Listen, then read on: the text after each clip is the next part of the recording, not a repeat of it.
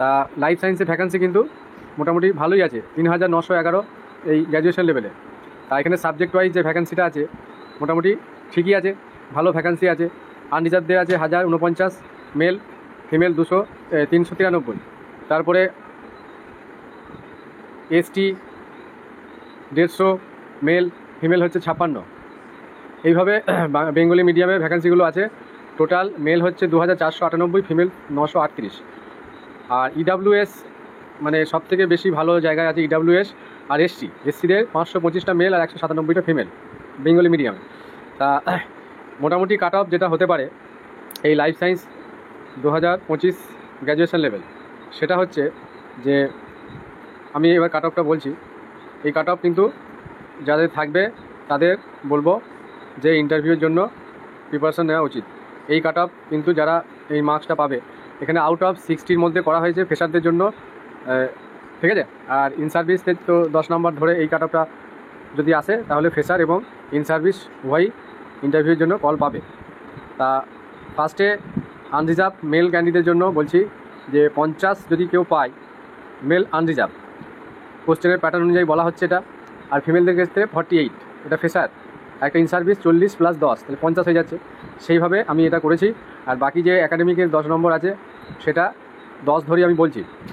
এবার এখানে এই মেলদের ক্ষেত্রে আনরিজার্ভ 50টা হয়তো 2 নম্বর কম হলেও হতে পারে, সম্ভাবনা আছে হওয়ার বেশি, 48 হয়ে যেতে পারে, ঠিক আছে।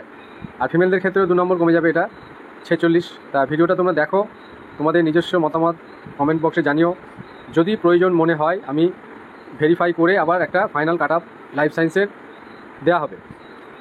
বেশ, এবার লাইফ সায়েন্স 9-10 এই ওবিসি এ মেলদের জন্য আমি কাট অফ রেখেছি 48, ফিমেল 44।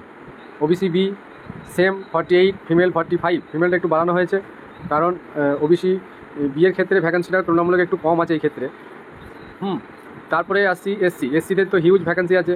তাহলে 30 যদি কোনো ইন সার্ভিস পায় আর একটা ফ্রেশার যদি 40 পায় রিটেনে, তাহলে কিন্তু সে কাট অফ ক্লিয়ার করে যাবে। এবং এই কাট অফ যাদের হবে তারা আমি বলবো তাদের 100% ইন্টারভিউ প্রিপারেশন নেওয়া উচিত। ইডাব্লিউএস তো এই বছর মানে সুবর্ণ সুযোগ, আর ভ্যাকান্সি কিছু তো বাড়বেই, যেটা আমি খবর পাচ্ছি। সেই হিসাবে একজন মেল ক্যান্ডিডেটের ক্ষেত্রে 36 যদি পায় আর ফিমেল যদি 33 পায় তাহলে সে কাট অফ ক্লিয়ার করে যাবে।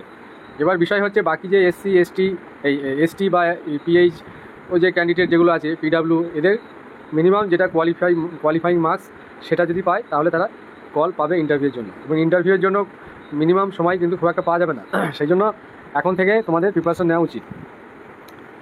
নেক্সট যে কথাটা বলবো সেটা হচ্ছে এই তেলেগু মিডিয়াম এগুলোতে কিন্তু ভ্যাকান্সি নেই।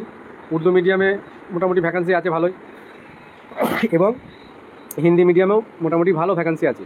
অন্যান্য সাবজেক্টের তুলনায় লাইফ সায়েন্সে এই দুটো মিডিয়ামে ভ্যাকান্সি ভালোই আছে। তা সব দিক থেকে বিবেচনা করে আমি এই কাট অফ দিলাম। যদি তোমাদের কোনো মতামত থাকে জানিও কমেন্ট বক্সে।